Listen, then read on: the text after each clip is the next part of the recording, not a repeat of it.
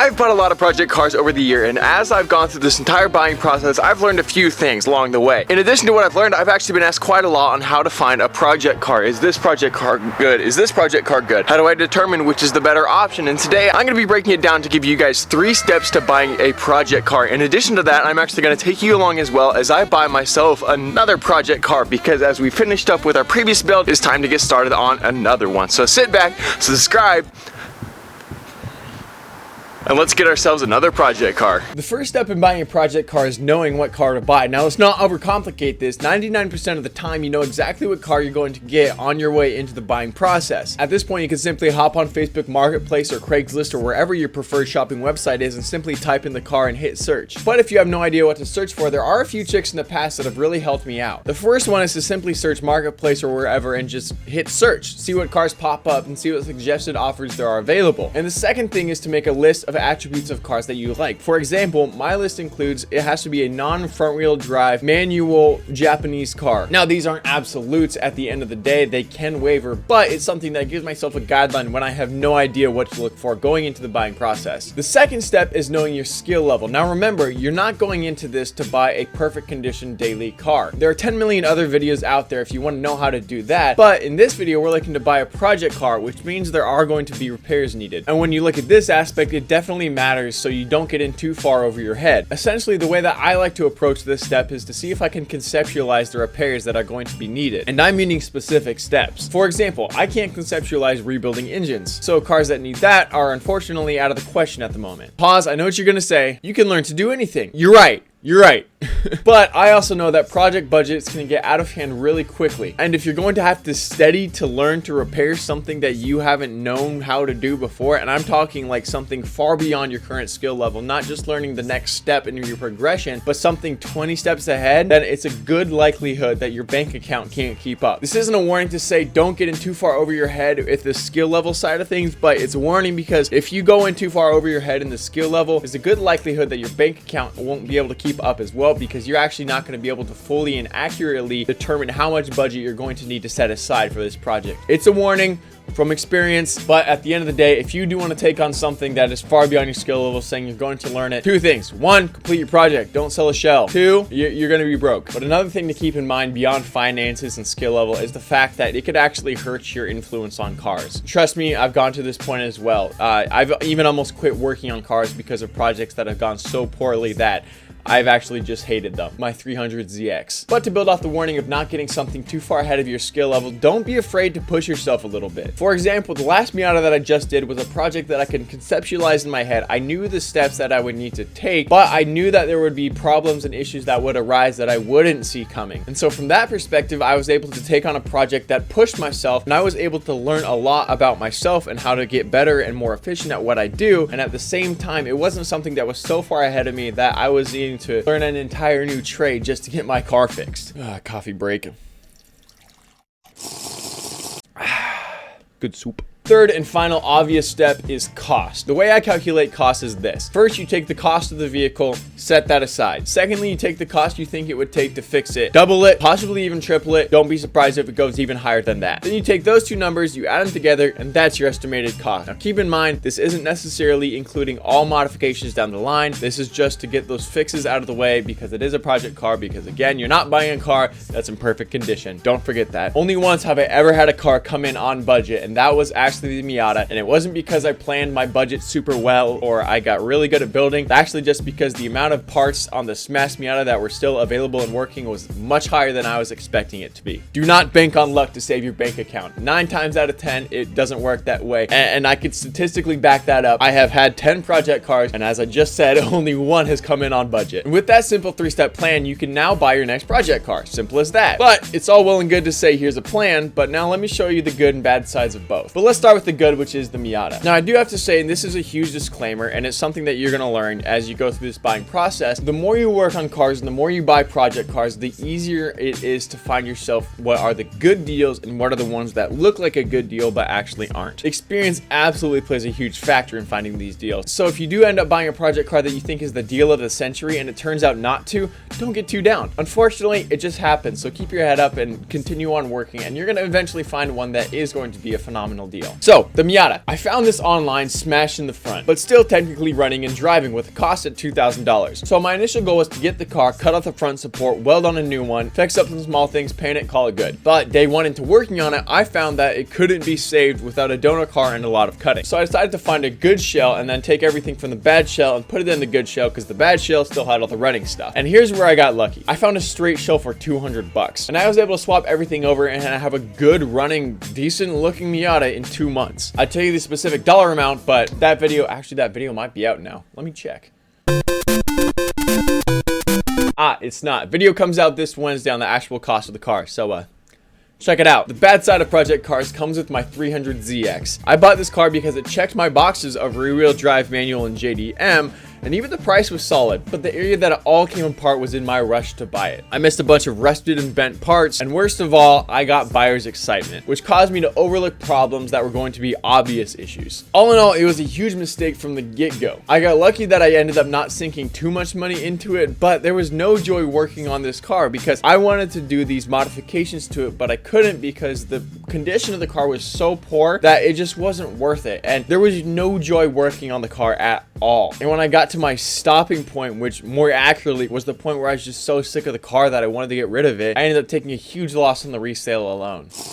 I'm going to be making a list ranking all 10 of the project cars that I've bought, and that's going to be coming out really soon, so keep an eye out for that. And in that video, I'm going to do a much more deep dive analysis of all 10 of the cars that I've bought with breakdowns of the good, the bad, and the unexpected, so keep an eye out for that. That'll help you in addition to get more experience, or at least to learn from my experience so you can buy yourself a better project car. But now I want to bring you along for the process that I'm going to take in order to buy myself my next project car. So I just finished fixing up my smashed Miata. I sold my other Miata. The Supra is doing great and it's being driven a lot, and the van is the greatest convenience car I've ever bought. So it's time for me to look for another project to tackle. I started by opening up Facebook Marketplace and just perusing the suggested ads. After not seeing anything I was overly excited about, I started typing in some suggestions. I started typing in Supra, which got me a bunch of overpriced Mark IIIs, Miata, for which there were some okay deals, but honestly, I'm kind of Miata'd out at the moment.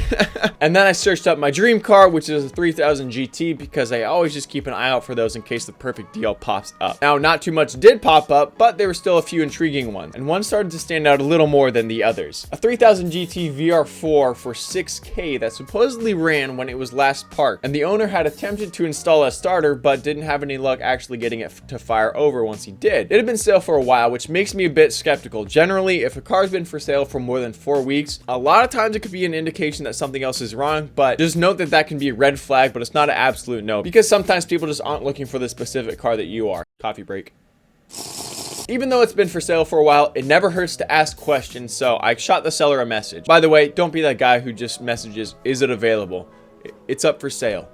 Of course it's available. When I message a seller, I generally ask the same 2 questions. How well does it run, and what's going to need to be fixed? This always gives me a good barometer as to whether or not it's worth pursuing the car even further, because if you get some weird response of, "Oh, it's the best running car of all time and it's never going to need any fixes ever in the future," it's like, but I've actually found that sellers are generally pretty honest about the condition of their car, which I do genuinely appreciate and strongly support. So after shooting the seller a message, I decided that I wanted to pursue the car further. I scheduled a time to come look at the car, and there's usually a couple ways that I will do this. I start by asking what time we'll meet, and in that same message, I'll generally give them days that I have available, so that way they can kind of pick that time so you don't have to do as much of a back and forth. But this is going to be the most frustrating part of the entire process. I will stand my ground here. Scheduling a time to meet is the worst. So be patient and remember that the seller that you're buying from is a person with a life as well. They're not a salesman trying to make a commission or trying to get this huge big sale. This isn't their livelihood, is what I'm trying to say. So they're not going to change their entire way of life to fit around you. Be patient. You're both people. Calm down. But once we found a time that worked for both of us, I then was left with the task of how am I going to get the car back home if I was to buy it. So I scheduled myself a trailer from U-Haul, which is where I generally go for trailers. In Oregon, it's 50 to 60 bucks to rent a trailer, depending on if you're getting a dolly or an all-wheel trailer. For whatever reason, Washington,